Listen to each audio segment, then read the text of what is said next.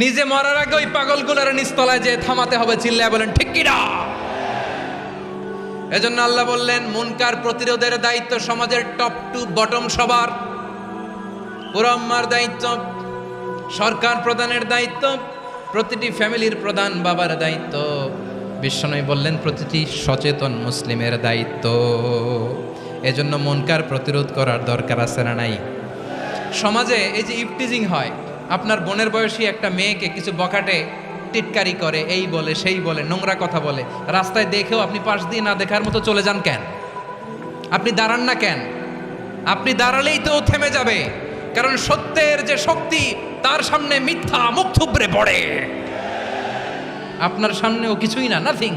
আপনি দাঁড়ান, ওকে প্রশ্ন করেন যে আমার বোনকে তুমি ডিস্টার্ব করো কেন? আপনাকে দেখে আরো 5 জন দাঁড়াবে, 5 জনকে দেখে আরো 10 জন দাঁড়াবে। আমাদের নীরবতা আর আমাদের নিশ্চুপ থাকাই জালিমদেরকে আরো শক্তিশালী জালিম বানিয়েছে। এজন্য মুনকার প্রতিরোধের দায়িত্ব আমাদের সবার। টেন্ডারবাজি, চাঁদাবাজি, দুর্নীতি, অপরাধ, দখলদারিত্ব, মজুদদারি, এগুলো সব কিছু একসাথে প্রতিরোধ করতে হবে, ঠিক কিনা বলেন?